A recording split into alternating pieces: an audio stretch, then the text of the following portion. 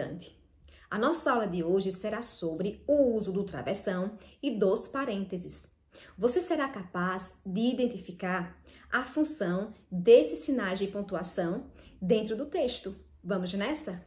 Mas se por acaso você ainda é novo por aqui, aproveita, se inscreva, deixe o seu comentário, deixe seu joinha e compartilhe com os seus colegas que também precisam conhecer os sinais de pontuação.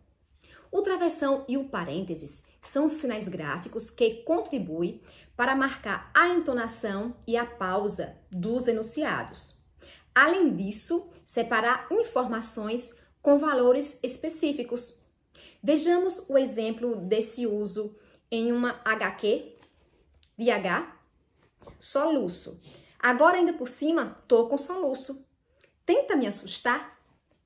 Os travessões são sinais que costumam ser usados para marcar o início da fala dos personagens em um texto literário. Eles não são necessários em uma história em quadrinho, porque as falas são organizadas em balões. Assim, o uso do travessão nessa HQ, que eu acabei de ler, não tem a função de marcar uma fala de um personagem, mas de enfatizar uma informação, a informação ainda por cima, que significa, além do mais, para completar. Para completar, tô com soluço. O travessão é usado para indicar mudança de interlocutor dentro de um diálogo, em um diálogo, como nós percebemos no exemplo Continho, de Paulo Mendes Campos. Era uma vez um menino triste, magro e barrigudinho do sertão de Pernambuco.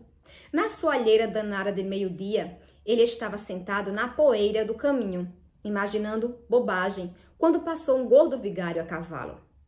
Você aí, menino, para onde vai essa estrada? Ela não vai, não. Nós é que vamos nela. Engraçadinho de uma figa. Como você se chama? Eu não me chamo, não. Os outros é que me chamam de Zé. Observe. São os travessões responsáveis por marcar quando é fala do vigário e quando é a fala do menino barrigudinho. Uma outra função do travessão é isolar palavras e frases para enfatizá-las, como na história em quadrinho que eu li. Agora, ainda por cima, tô com soluço, né? Neste caso, foi o termo ainda por cima que foi enfatizado. Uma outra função para o travessão é introduzir uma explicação sobre algo que foi dito, como é possível perceber nessa legenda. Michelangelo Buonarroti, Centauromáquia ou Batalha dos Centauros, 1492, baixo relevo.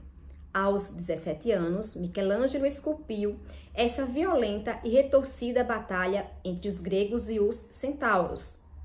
E aí nós temos o travessão, seres legendários, metade homens, metade cavalos.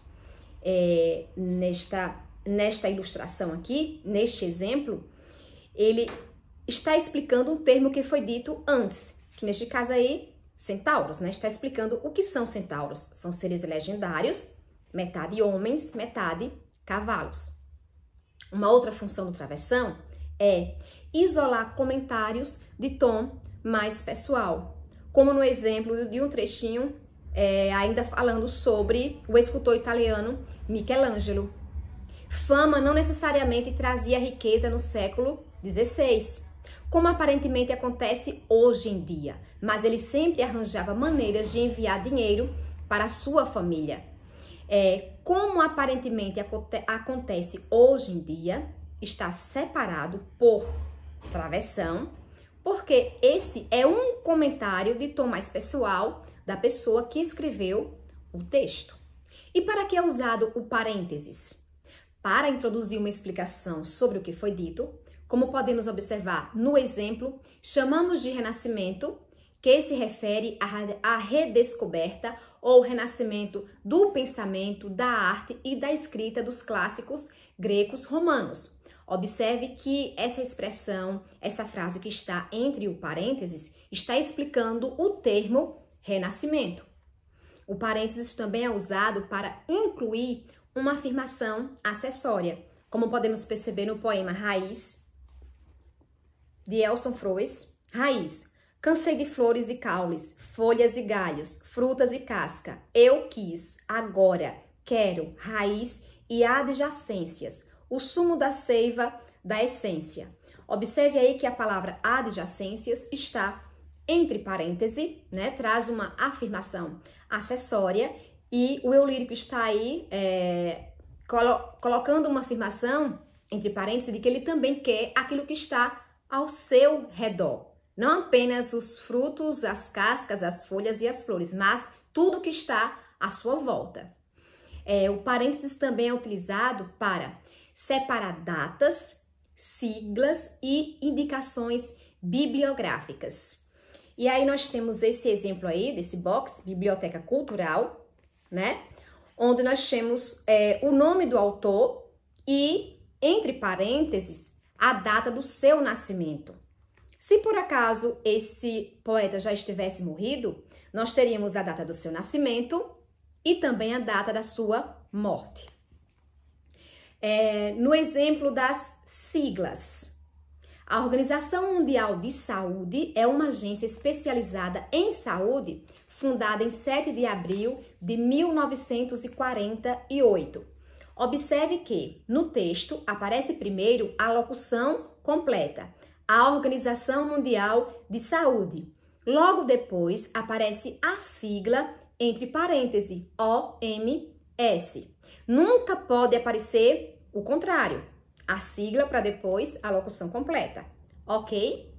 E no exemplo de indicações bibliográficas, vejamos o box do livro, sobre o livro A Menina que Roubava Livros. Observe que a indicação bibliográfica está entre parênteses, São Paulo, Intrínseca, 2014. O parêntese também é utilizado para incluir indicações cênicas, por exemplo, as rubricas em um texto teatral. O que são rubricas? São orientações de como os atores devem agir em cena, como eles devem se comportar, como eles devem falar. E aí nós temos o exemplo. Todos gritando. É o fantasma, acudam! Observe que a rubrica aí é a palavra gritando, que está orientando como os personagens devem se comportar em cena. Outro exemplo. Mãe, isto é demais para mim. Acho que vou desmaiar. Vai cair. O fantasma faz menção de ajudar. Ela grita.